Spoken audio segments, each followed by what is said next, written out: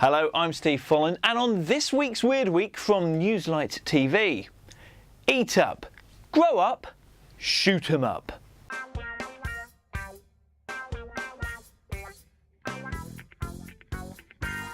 But we start with a wedding. Now, it's customary, isn't it, before the big day to get nervous. It's understandable. But normally, only if you're the ones getting married, not if you're one of the guests. But then as a guest, if you're suspended 160 foot up in the air, perhaps you could be forgiven. I'll explain. This is the marriage of loved-up daredevils Jerome and Sandra Kippers, who, thanks to Belgian firm Marriage in the Sky, got married in the sky, on a platform complete with vicar, 20 dangling guests, and in fact even on another platform, an orchestra and a pianist, 160 foot up in the air. How cool is that? Does anybody know of any reason why these two should not be wed? Yes, I'm scared of heights. Just don't. Live in sin. After the big moment, you know, we pronounce you man and wife, they of course shared their first kiss. As they leapt off the platform attached to a bungee rope, well, apparently they've had their ups and downs. A Dutch artist has created an amazing set of high-speed photographs which capture the moment that bullets pass through objects. Take a look, they're amazing. That's a water balloon, by the way. That's actually a drop of water. How cool? Now, it's fairly complex, but basically the camera equipment and the gun are both controlled electronically, but nevertheless it's very tricky. You can read all about how he does it at newslite.tv. But so he says, it can take hundreds of shots to actually get that perfect image, which means his neighbours must think they live next to a war zone. Now, you could be forgiven for thinking that costumed superheroes only exist on the pages of comic books and in Hollywood movies, but you'd be wrong. There are actually real people with not with superpowers, but with nice costumes, who do go out and fight crime and campaign for what they believe in on a daily basis, admittedly mainly in America. They are superheroes. And thankfully, a Hollywood photographer who normally does posters for the likes of Superman and Spider-Man and Hellboy has decided to do a superhero project, a real-life superhero project, where he and his team each week take one of those superheroes and produce what would be their movie image. Get online to reallifesuperheroes.com, read all about them, and of course see the images so that you too can get to know the likes of Phantom Zero, Motormouth, Citizen Prime, and Nyx, and the Crimson Fist. Actually, I'm sure I once saw a film called The Crimson Fist. Is it? No, it's, you know, when you stay in a hotel room and you're just flicking. I mean, it's not like you paid for it, but it's, no, is it?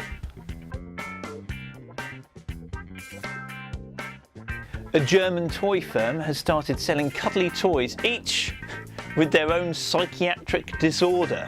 Creator Martin Kitzsteiner and his girlfriend came up with the idea when he was teasing her about her collection of teddy bears. They invented a whole range of them and now they're actually selling online. They're doing rather well. Each goes for 25 quid. So let's meet them. There is Dub the Tortoise. He's depressed, bless him. Lilo the Hippo has a compulsive disorder. Just can't seem to do that jigsaw, but keeps trying. Dolly the Sheep has a self-delusion, but she's actually a wolf. Croco the Crocodile has a paranoid psychosis. And then, heartwarming story of Sly the Snake, whose inner conflict must be interpreted as a sign of an ambivalent relationship towards its own body, combined with the fascination of an apparently much more potent seeming substitute rattle. We suspect the manifestation of a deeply rooted rattle complex. Tragedy. Do you know, I often suspected much of those with the Care Bears.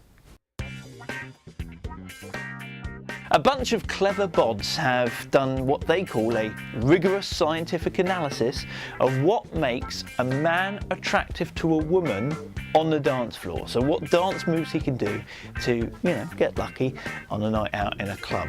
Look and learn. So here we have bad dancing. All right, so none of, hey, I recognise that move, did you? Have the tapes mixed up? And then we have good dancing. Yeah.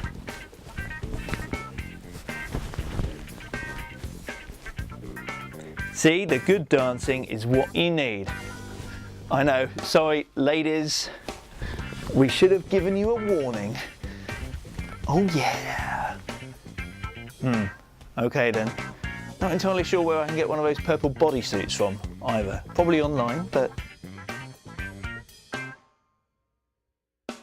And after all that dancing, you might be hungry. So how about tucking into the world's most expensive cheese sandwich? A celebrity chef has created this for a specialty cheese show. It costs £111. It's just normal cheddar, except that they've blended it with white truffles, and then they've put also on the bread, clearly, but 100-year-old balsamic vinegar. There's black tomatoes, there's figs, and a sprinkling of gold dust. What, no pickle? Yeah, so there you are. If you fancy it, the world's most expensive. And they've just thrown everything at it. There's no way to make that more expensive. Unless you serve it at a motorway service station. No, because you can always... That's your lot. Find out more about these stories, and for that matter, plenty of fresh ones too, delivered daily to newslite.tv. I've been Steve Holland, you're in for a treat. Here we go.